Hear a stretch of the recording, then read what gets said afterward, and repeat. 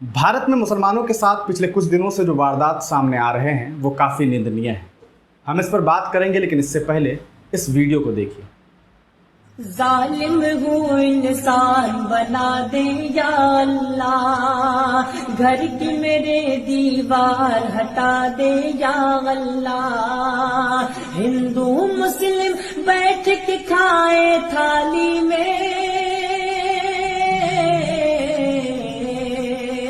ऐसा हिंदुस्तान बना दे या अल्लाह। तो देखा आपने ये वीडियो कि किस तरह से एक इंसान है जो एक गीत गा रहे हैं, कुछ शेर पढ़ रहे हैं और वो ये कह रहे हैं कि हम ये चाहते हैं कि हमारा देश ऐसा हो जाए जहां हिंदू मुसलमान एक ही थाली में बैठ कर के खाना खाएं। अब हम आपको बताते हैं कि ये कौन है। इनका नाम है मौलाना शाद साहब। ये शाद इनका नाम है और ये मौलाना थे और ये एक इमाम थे गुरुग्राम में। गुरुग्राम जिन्हें आप पहले गुड़गांव के नाम से जानते थे, तो ये न्यू गुरुग्राम में एक इमाम है और वहाँ के अंजुमन जामा मस्जिद सेक्टर 57 में है ये। वहाँ पर ये इमाम थे, लेकिन इनकी हत्या कर दी गई है। इनकी हत्या कर दी गई है। आप सब जानते हैं कि पिछले कुछ दिनों में जिस तरह से भारत में मुसलमानों के साथ जिस तरह से सलूक किया जा रहा है वो काफ़ी निंदनीय है और आपने देखा है कि लगातार इस तरह के मामला सामने आ रहे हैं।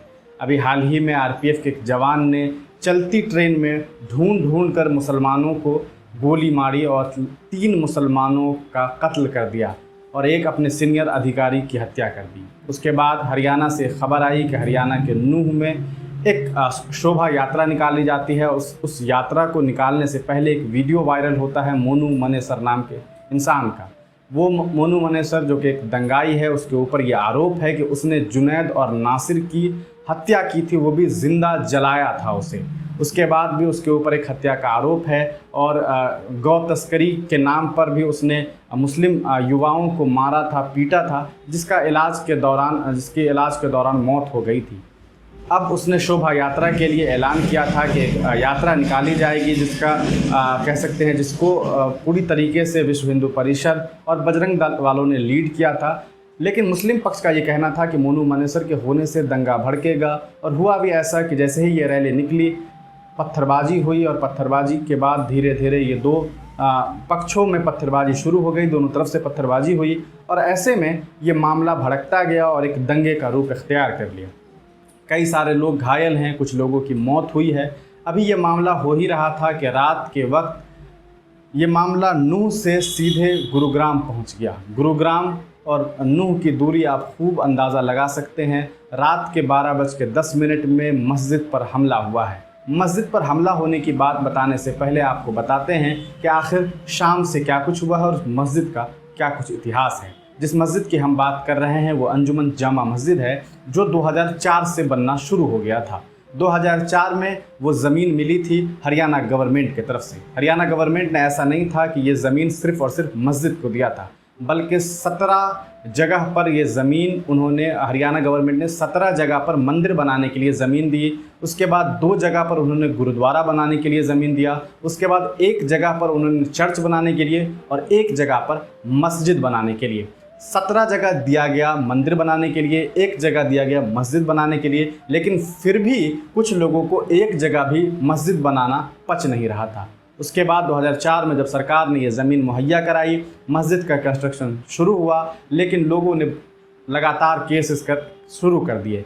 केस हुआ, मुस्लिम पक्ष जीता और जीतने के बाद फिर से कंस्ट्रक्शन शुरू हुआ और ये कंस्ट्रक्शन चल रहा था। इस बीच कई लोगों ने विरोध किया कि वहाँ पर मस्जिद क्यों बनेगी। आपको बता दें कि गुरुग्राम जो न्यू गुरुग्राम है, वहाँ पर ये इकलौती मस्जिद है जहाँ पर मुस्लिम लोग नमाज़ पढ़ने के लिए जाते हैं। वहाँ पर चूँकि कमर्शियल एरिया भी है, लोग बिज़नेस की वजह से भी रहते हैं और जहाँ पर ये मस्जिद है वहाँ पर एक आबादी भी है और उसी तरह से वहाँ पर जो लोग भी रहते हैं वो वहाँ पर जाते हैं, नमाज़ अदा करते हैं। इस बीच जब यहाँ दंगा भड़कने लगा तो यहाँ पर भी पुलिसकर्मी जो हैं वो एक्टिव थे। बहुत सारे पुलिसकर्मी शाम में ही पहुँच गए थे। हरियाणा अंजुमन ट्रस्ट के जो चेयरमैन हैं मोहम्मद असलम खान साहब, उन्होंने वहीं मगरिब की नमाज़ अदा की थी। जब वो वहाँ से निकले तो उन्हें हालात ठीक लगा था, पुलिसकर्मी वहाँ पर मौजूद थे, उन्हें लगा कि सब कुछ नॉर्मल है। रात का वक्त था 10:35 और 10:30 के आसपास में, जिनका भी हमने आपको वीडियो दिखाया है। मौलाना शाद साहब ने उन्होंने अपने घर पर अपनी बहन से भी बातचीत की। उन्होंने ये भी बताया कि यहाँ पर पुलिस है, आप लोगों को परेशान होने की ज़रूरत नहीं है, क्योंकि घर वालों को ये बात पता चल गई थी कि हरियाणा में हालात अच्छे नहीं हैं।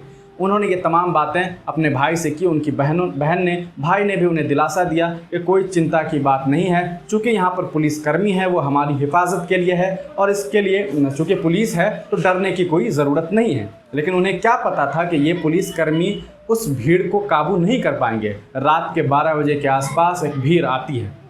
भीड़ ऐसी आती है मानो कोई दंगाई हो, और इस तरह से दंगाइयों की भीड़ आती है। वो भी 10, 12, 15 लोग नहीं रहते हैं, 50 भी नहीं थे। वहाँ के लोगों की माने तो लगभग 200 लोग वहाँ पहुँचते हैं। किसी के हाथ में लाठी होता है, किसी के हाथ में बंदूक होता है, और अलग अलग हथियारों के साथ लोग वहाँ पहुँचते हैं और जा कर के मस्जिद पर हमला करते हैं। मस्जिद के अंदर पहुँचने के बाद वहाँ जो लोग भी मिलते हैं, जिनमें खुर्शीद नाम के भी एक शख्स थे, उनको भी बड़ी बेरहमी से मारा जाता है। वो अभी ICU में है।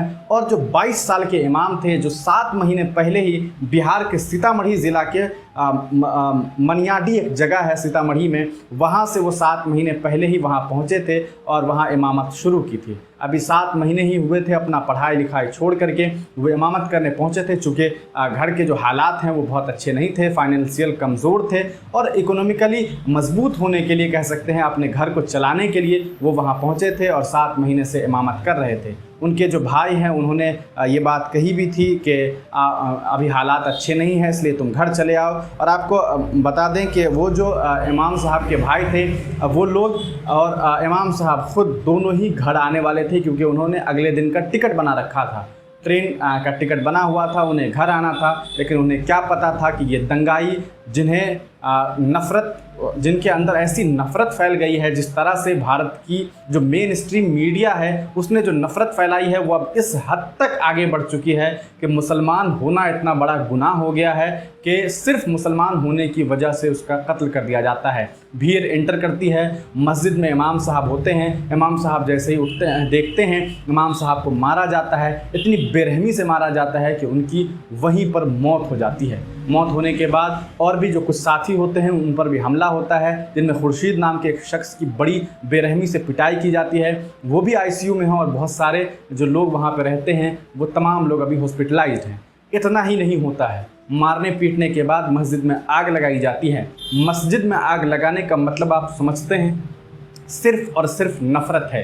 ये नफ़रत इस वजह से है क्योंकि उन्हें ये बात ये कबूल नहीं है कि 17 मंदिर के बावजूद अगर एक मस्जिद किसी को दिया जाता है, एक कम्युनिटी को दिया जाता है, तो वो भी लोगों को मंजूर नहीं है। और इसी वजह से मस्जिद में आग लगाई जाती है और इमाम साहब का इंतकाल हो जाता है। उस जिस इमाम का ये लास्ट वीडियो था जिसमें वो ये कह रहे थे, उनकी ये कामना थी, उनकी ये मांग थी, और वो रब से दुआ कर रहे थे, अपने अल्लाह से दुआ कर रहे थे कि या अल्लाह इस देश के हालात ऐसे हो जाए जहां हिंदू मुसलमान मिलजुल करके रहे, एक दूसरे के साथ बैठकर खाना खाएं, एक ही थाली में खाएं, एक ही प्लेट में खाना खाएं। लेकिन उन्हें क्या पता था कि एक ही थाली में खाना खिलाने की बात करने वाले उनको इस बात का अंदाज़ा नहीं था कि वो जिनके लिए दुआ कर रहे हैं उन्हीं में से कुछ लोग, कुछ असामाजिक तत्व, कुछ दंगाई और आतंकवादी जैसे लोग उन्हीं की हत्या कर देंगे और उनकी बेरहमी से कत्ल कर दी जाती है।